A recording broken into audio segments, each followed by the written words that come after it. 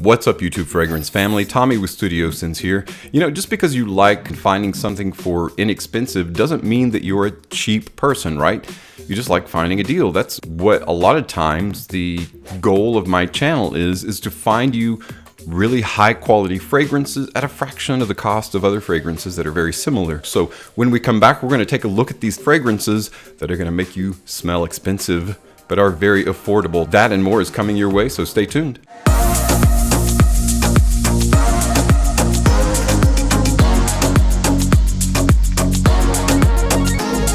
Welcome back, everyone. Thanks for stopping by and checking out today's video. It's going to be a good one because we're talking about fragrances that are very inexpensive, but they smell like you spent a lot of money on them. In most cases, they smell relatively exclusive. In some cases, they smell like other fragrances that are similar, but you spend a lot more money on. So let's go ahead and dive head first into our list, but we're going to leave our wallet behind. The first fragrance we're going to take a look at is one of my favorites. I have talked about it many times on this channel, and I still stand behind it as being a fantastic fragrance. In the unusual shape of a domino, it is Esker de la Renta's Gentleman. Gentleman is an unusual little fragrance. It's actually getting a bit harder to find as time goes on. It smells amazing. It kind of reminds me of a fusion between someone like Christian Dior and Rochas. Very crisp, very clean.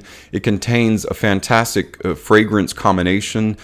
You've got bergamot and champagne in the open. In the heart, you've got some spicy rosemary with a bit of black tea and geranium. In the base, the typical amber, woody notes, Haitian vetiver, and patchouli. Very well-rounded formula, well received by everyone in the fragrance community. If you don't already own Esker de la Renta's Gentleman, don't let that domino fall before you pick it up. While the era of oud may be over, this particular fragrance still smells very expensive at a fraction of the cost that you might think you would pay for it. And I really like the direction that this is going, and it's not really a staunch or harsh or animalic or fecal. Those are the two words that typically follow oud when it's a very strong oud.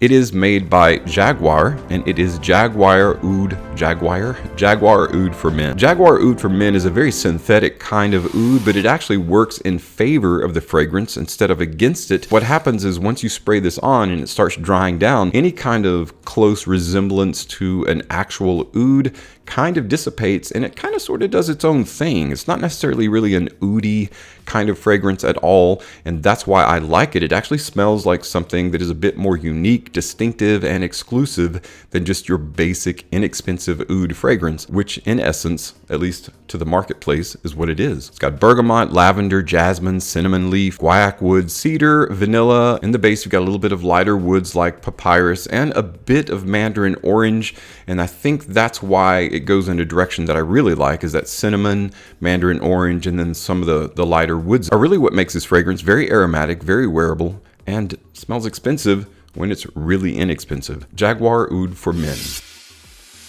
Now, the next fragrance we're going to take a look at, many people might knock as not necessarily being a fragrance, and I would disagree just because of the quality of the blend.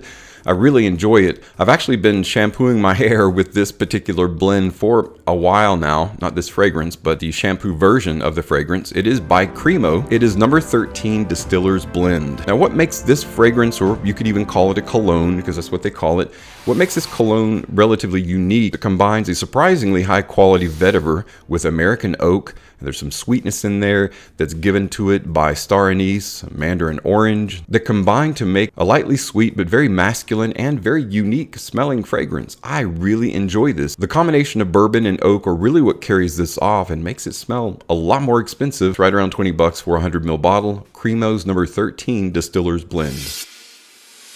Now, there's definitely no end to Bleu de Chanel copies or out and out clones.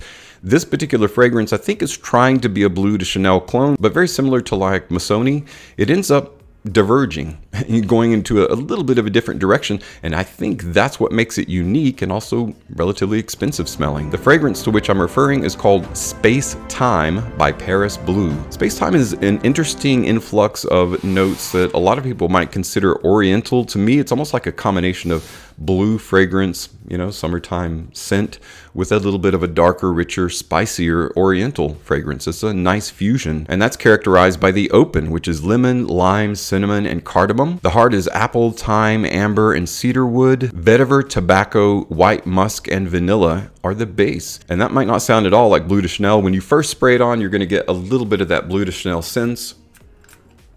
Yeah, it's going to kind of remind you of Bleu de Chanel or a blue type fragrance, but then when it starts drying down, some of those spicier notes come to the foreground, and that's what makes Spacetime just smell a lot more expensive than what it is. It's extremely inexpensive fragrance, but very enjoyable. Spacetime by Paris Bleu.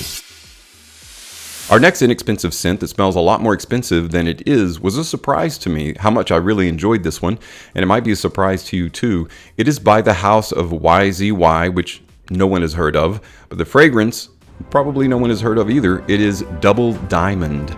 It's kind of an odd name for a fragrance. I didn't know what to expect out of this one, but it's one of those really warm, lightly rich, resinous, cashmeran-based cold weather fragrances. For a relatively simplistic scent profile, it's extremely enjoyable, and I think that's the quiet power of this fragrance. You've got cypress and pine combined in the open. You've got a heart of leather and vetiver, and then a base of musk and cashmeran. They all work really well together. It projects really well. It's got relatively good longevity for a very inexpensive fragrance. I think it's like $12 for a 100 ml bottle. Double Diamond is a great cool weather fragrance. It smells a lot more expensive than what you paid for it. Double Diamond by YZY.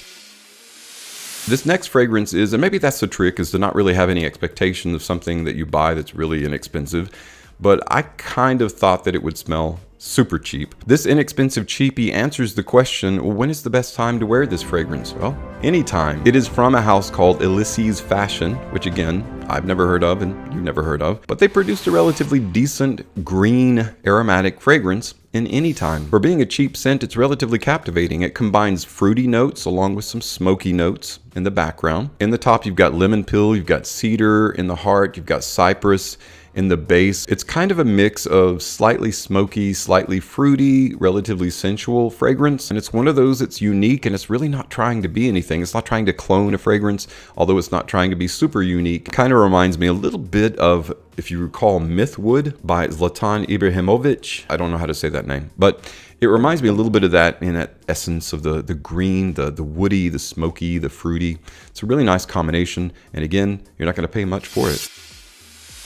Last of our fragrances that smell a lot more expensive than what you're going to pay for it is a fragrance by Ermenegildo Zegna. And Zegna has a lot of good stuff out there. This one was actually launched in 2010, yet the surprising thing is that the fragrance does not smell at all dated. It's a classic manly scent. It is Zegna Forte. Grapefruit, ginger, pink pepper, some other citrus notes are how this opens. You've got honey, lavender, and white tobacco to give it a unique heart with a base of amber and tonka bean. This one, similar to Oscar de la Renta's Gentleman, is a surprise fragrance in that it smells so much more than what you're going to pay for it.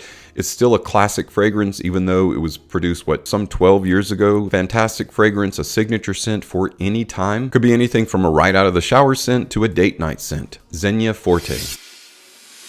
That's it for today's fragrances that smell so much more expensive than what you're going to pay for it. Now, I know there are a ton of fragrances out there and opinions vary on them. If you know of or recently discovered any fragrances that you feel smell extremely expensive, that are very inexpensive, please let us know what those are in the comments below. Thanks so much for stopping by, checking out today's video list, and as always, thank you so much for your support on my channel. I'm Tommy with Studio Sense, and I'll see you tomorrow.